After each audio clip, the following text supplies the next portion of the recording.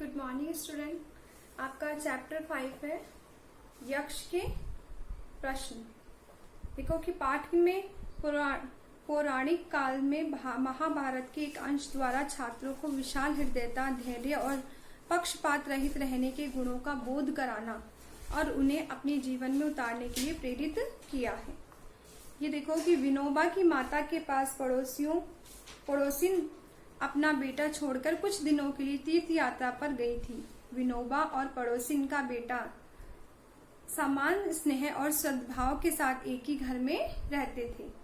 माता के व्यवहार में विनोबा ने कुछ अंतर पाया। पड़ोसिन के बेटे को वे घी से चुपड़कर रोटी देती थी और विनोबा को रूखी। इस भेदभाव का कारण माता से वे एक दिन पूछ ही बैठे। माता ने स्नेह भर शब्दों से कहा कि बेटा तू तो मेरा बच्चा है, पर दूसरा तो भगवान का बच्चा है। अतिथि को भगवान कहते हैं ना। भगवान के और अपने बच्चों में कुछ तो अंतर होना ही चाहिए।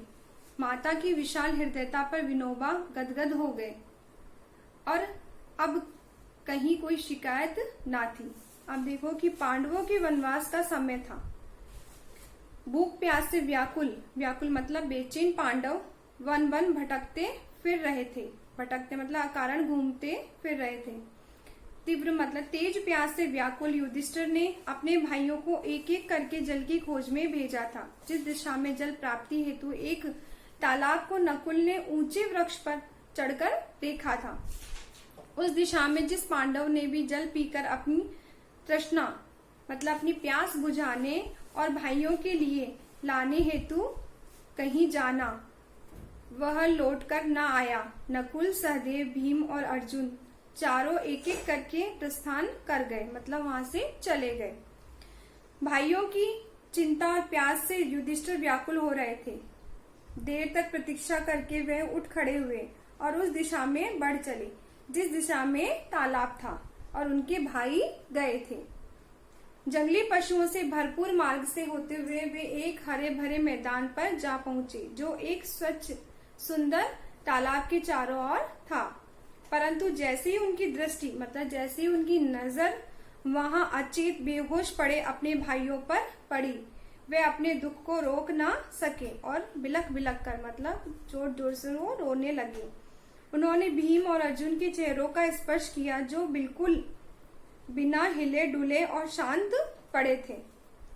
विलाप करते हुए मतलब रोते हुए युधिष्ठिर बोले, क्या हमारी प्रतिज्ञाएं मतलब संकल्प का यही अंत होना था?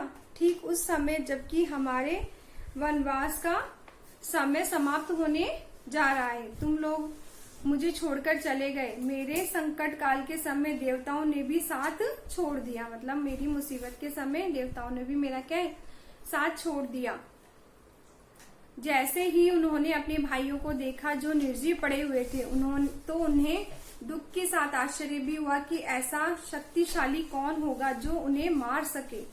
वे स्वयं भी प्यास से व्याकुल जल ग्रहण करने की इच्छा से तालाब के किनारे पर बैठ गए।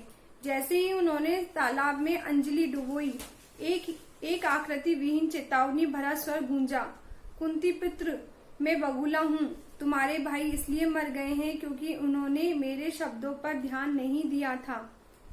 यह तालाब मेरा है। इन्होंने मेरे प्रश्नों का उत्तर दिए बिना जल पीने की कोशिश की। तुम भी इनका अनुसरण मत करो। पहले मेरे प्रश्नों का उत्तर दो जब तुम अपनी प्यास बुझा सकते हो। युधिष्ठिर ने कहा कि यह काम पक्षी का तो नहीं हो सकता, अतः मैं आपसे पूछता हूँ कि आप प्रधान देवताओं में से कौन हैं? फिर वही आवाज आई, मैं मात्र जल पक्षी ही नहीं हूँ, मैं यक्ष हूँ। युधिष्ठिर ने कहा, मैं आपके अधिकार की कोई चीज लेना नहीं चाहता, आप मुझसे प्रसन्न कीजिए। कोई पुरुष स्वयं ही अपनी प्रशंसा करे, इस बात की सत्पुरुष बड़ाई नहीं करते। मैं अपनी बुद्धि के अनुसार उनके उत्तर दूंगा। यक्ष, सूर्य को कौन उदित करता है? युधिष्ठिर, ब्रह्मा सूर्य को उदित करता है। यक्ष, पृथ्वी से भारी क्या है? युधिष्ठिर, माता पृथ्वी से भारी है। यक्ष, आकाश से भी ऊंचा क्या है? युधिष्ठिर, पिता आकाश से भी ऊंचा है।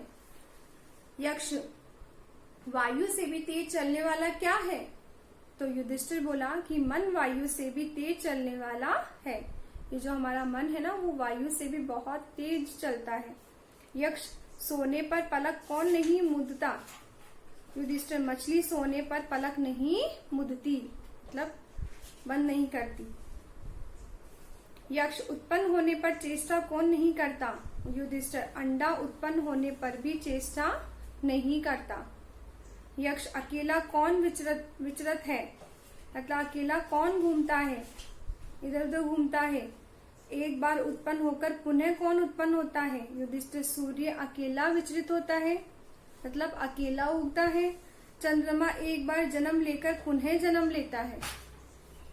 क्या आपने देखा ना कि चंद्रमा पूर्णिमा पर पूरा होता है, फिर धीरे धीरे आधा होता जाता है, फिर वापस पूरा होता है। तो ऐसे ही इसमें क्या बताए कि चंद्रमा एक ऐसा है जो क्या करता है कि एक बार जन्म लेकर फिर पुनः जन्म लेता है।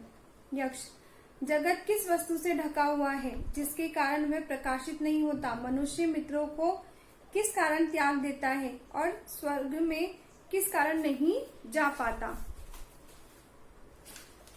युधिष्ठिर बोला, जगत मतलब संसार अज्ञानता से ढका हुआ है, तमोगुण के कारण वह प्रकाशित नहीं हो पाता। लोभ के कारण मनुष्य मित्रों को छोड़ देते हैं और आशंकित के कारण स्वर्ग में भी नहीं जा पाता। यक्ष, पुरुष किस प्रकार मरा हुआ कहा जाता है? राष्ट्र किस प्रकार मरा हुआ कहा जाता है?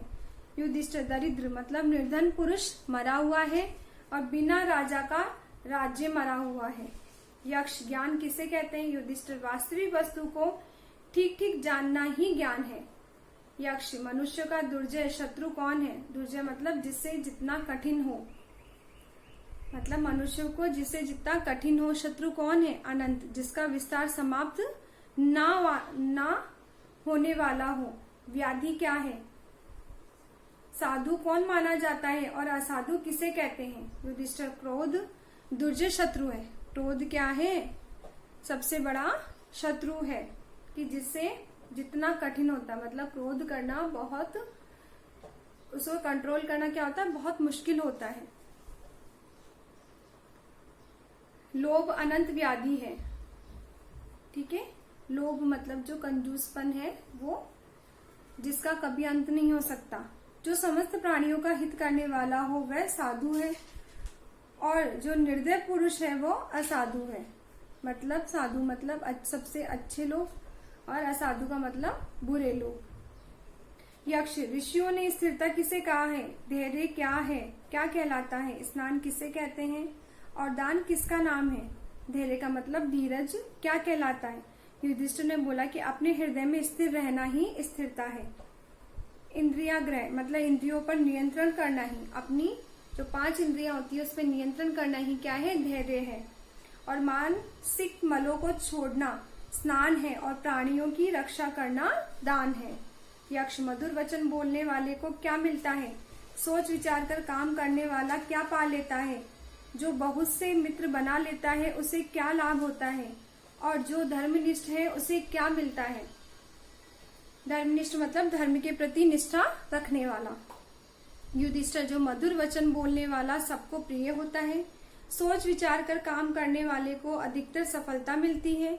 जो बहुत से मित्र बना लेता है वह सुख से रहता है। और जो धर्मनिष्ठ है मतलब जो अपने धर्म के प्रति निष्ठा रखने वाला है उसे सदगति मतलब मरणोपरांत अच्छी गति मिलती है। मरने के बाद भी क्या मिलती है? उसको एक अच्छी गति मिलती है। यक्ष, सुखी कौन है? आश्चर्य क्या है? जिस पुरुष के पास कर्ज नहीं है और जो प्रदेश में भी नहीं है, वे दिन के 5 या 6 भाग में भी अपने घर के भीतर चाहे साग पात पकाकर ही खा ले, वह सुखी है। वही क्या है? सुखी है। रोज रोज प्राणी यमराज के घर जा रहे हैं, किंतु जो बचे हुए हैं वह हमेशा जीने की इच्छा करते हैं। इससे बढ़कर और क्या आश्चर्य होगा? इस प्रकार यक्ष ने अपने प्रश्न पूछे और युधिष्ठिर ने उन सबके उत्तर दिए। अंत में यक्ष ने पूछा, हे राजन, अब तुम्हारे मृत भाइयों में से एक को जीवित किया जा सकता है, तुम किसे पुनर्जीवित करना चाहते हो? मतलब तुम्हें किसे जीवित करना चाहते हो? युधिष्ठिर को सोचने में एक क्षण लगा। उन्होंने इच्छा व्यक्त की कि मेघवर्ण बादलों के समान रंग, कमल नयन, ठीक है, कमल के समान जिसकी आंखें हैं, चौड़े वक्ष मतलब जिसका चौड़ा सीना हो, नकुल जो एक गिरे हुए आबनूस के पेड़ की भांति पड़ा हुआ है, जीवित हो जाए। इस पर यक्ष बहुत प्रसन्न हुए। उन्होंने युधिष्ठिर से पूछा, तुमने भीम की भी तुलना में, जिसमें 16,000 हाथियों का बल है, नकुल को क्यों चुना? मैंने सुना है कि भीम तुम्हें सबसे अधिक प्रिय है। तुमने अर्जुन को क्यों नहीं चुना, जिसके शस्त्रों की शक्ति तुम्हारी सुरक्षा है? इन दोनों की तुलना में तुमने नकुल को ही क्यों चुना? युधिष्ठिर ने उत्तर दिया कि हे यक्ष, धर्मी ही व्यक्ति की ढाल है, भीम अथवा अर्जुन नहीं। यदि धर्म छोड़ दिया जाए तो व्यक्ति का नाश हो जाएगा। कुंती और माद्री मेरी पिता की 2 पत्नियां थी। कुंती का एक पुत्र मैं जीवित हूँ और इसलिए वे पूर्णतया शोकाकुल नहीं थे। न्याय के दोनों पड़ले बराबर रह सके, इसलिए मैं चाहता हूँ कि माद्री का पुत्र नकुल पुनर्जीवित हो जाए। युधिष्ठिर की निष्पक्षता को देखकर यक्ष बहुत प्रसन्न हुए। उन्होंने युधिष्ठिर के सब भाइयों को पुनर्जीवित कर दिया। यक्ष वास्तव में मृत्युलोक के स्वामी यमराज थे। उन्होंने यक्ष का रूप धारण कर रखा था ताकि युधिष्ठिर से मिला जा सके और उनकी परीक्षा ली जा सके। उन्होंने युधिष्ठिर को गले लगाया, उन्हें आशीर्वाद देकर अंतर्ध्यान हो गए, मतलब आंखों से ओझल हो गए, और चारों अचेत पांडव भी फिर से चेतना में आकर उठ गए। Thank you.